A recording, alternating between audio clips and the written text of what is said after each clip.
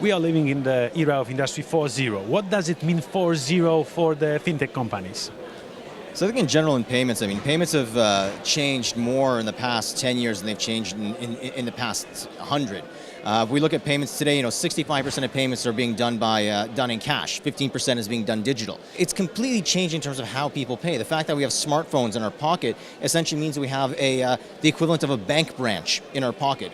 It means that we're able to make transactions, take loans, do international money transfers, manage our investment portfolios, all from a small device that we have in our pocket. So the way that payments are going and fintech is going is actually towards enabling people, first of all, to be able to manage their finances in a more convenient way, to make it more efficient, to make it cheaper and more effective as well, and to also extend those finances to not just people who are banked today, but people who are actually unbanked. Easy access and the fast tracks of getting to the financial services is, from my point of view, equally important as credibility and trust. Is credibility and trust, are those the two challenges for the next 1 or 2 decades? I think credibility and trust, it's fundamental in building any kind of interaction, financial interaction with somebody, right? Finances or money are one of the things that people rate as, the most important things to them, along with, essentially family and loved ones. So when you want to start interacting with people's finances, you need to have that trust and credibility, and and that's kind of where you start having the trade-off. You start going towards convenience and efficiency, you may be compromising on trust, or at least that's what it may seem like. So technology needs to keep up with that, to be able to do all those things in the background to make sure that you have that sense of trust. In the case of PayPal, what we do is we become that intermediary of trust. So we actually guarantee transactions both ways, trying to make them as efficient and as fast as possible, but actually being that agent of trust in between that will refund money or will return a product if something does go wrong with the transaction. Did we achieve the final stage of accessibility nowadays, or there's still a far way to go? I think we've made huge progress. I think we still have a way to go. So what you said, it's completely what we're seeing. People want more convenience. People don't want to buy things. People want to have things. They want to consume things. So we're trying to make that process of payment disappear or happen in the background. And we're heading in that direction. So, just a year and a half ago, you still had to enter an email address and a password to be able to pay with your PayPal account. Today, you can actually do that with one click. So you authorize a device, whether it's a smartphone or a tablet or a mobile or a laptop, and then every subsequent transaction, so every next transaction you make with PayPal, you're already logged in. You already make that transaction with one click.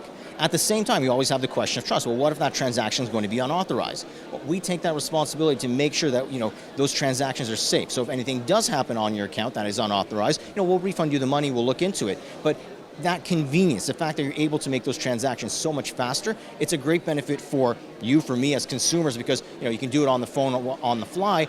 But at the same time, for companies that are selling, it's increasing conversion, right? People don't need to think. They don't have that much time to change their mind or get frustrated and leave because they can't make the transaction, right? They want something, they click, they buy, they're done. I don't know how about you, but I hate fulfilling the charters. So I have a fingerprint.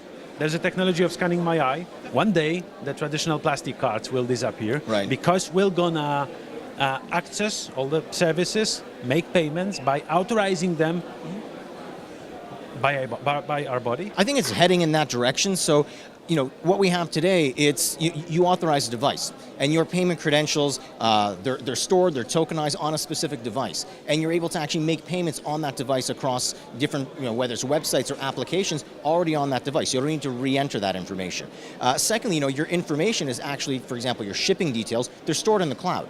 So it's simply about having some way of connecting, in this case, a mobile phone, between the cloud and that information that's stored there, and the application or the website where you want that information to be shared. This is the second time we have Impact in Krakow, and we're asking the same question. What's the future? What do you think? So I think the future consists of 3 things when it comes to payments, right? So the first one, on a very broad scale, it's the democratization of financial services, so financial inclusion. There's 2 billion people globally that don't have access to financial services, right? That should. So the bank's empire is going to disappear?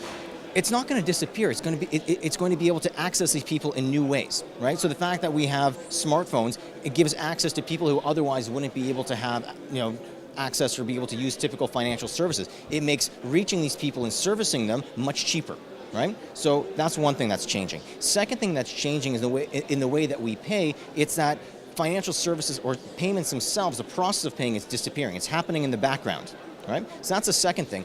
And the third thing, it's opening up a new channel.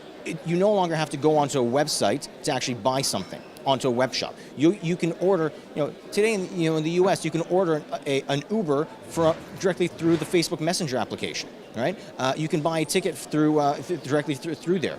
You can buy something from an email without actually going from that email to the web shop, right? Because that information is now stored and it's available to be in a safe way. Right? So the different channels in which commerce is being able to be done online, it's increasing. It's no longer just directly on a web shop or through an app. Thank you very much. Thank you.